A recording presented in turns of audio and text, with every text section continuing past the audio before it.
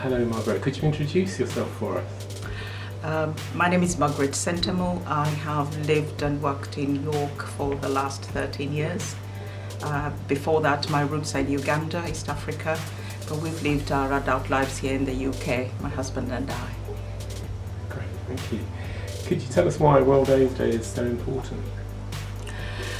I think World AIDS Day is important not only because we have the one day a year, but I hope it's something which carries us through to the next year.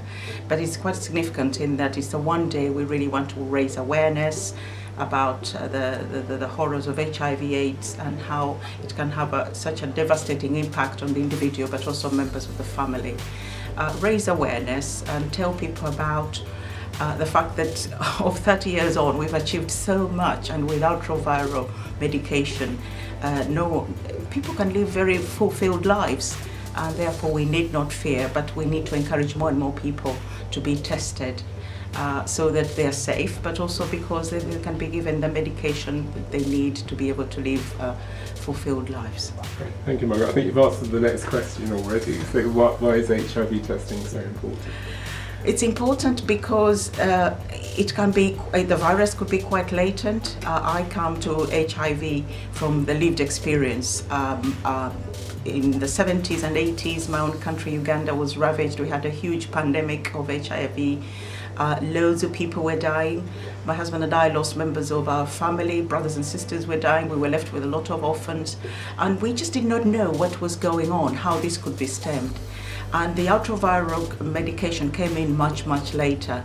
And a lot of people were still having unprotected sex and thinking, well, I'm too young to die. But the people who were dying were between the ages of 20 and 40 and who are very sexually active.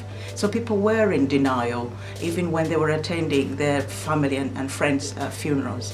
So it took quite a while for the message to sink through. The government worked very closely with the churches, and the campaign was thoroughgoing, saying, take protection. If you are to have sex, please make sure you're protected. But culturally, there are lots of cultural sensitivities. People, especially men, African men, find it very difficult to use condoms, and they think if you're masculine, a real man should never use condoms. So you find that women are really, really vulnerable, and if you're in a relationship and your partner is not taking protection, you too are vulnerable. Well, that's great, Margaret, thank you. Have you got a last final message for the community? Be courageous, be bold, be brave as I have been, and go for it. You have absolutely nothing to lose. You have everything to gain. And just to assure you that if one of your partners has been tested for HIV/AIDS and it probably is on antiviral medication, it doesn't mean you will get it. So the you equals you is really an assurance that you will be all right as a partner.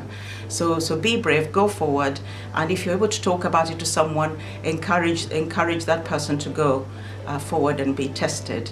Earlier, I've been involved as president of a hospital called Margaret UK International here in the UK, but as well as in Uganda.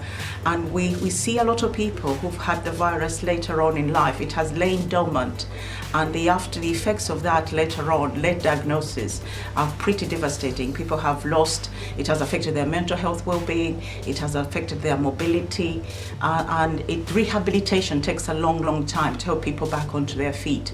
So I would say the earlier you get tested, the better. And please do not fear, it's all for good.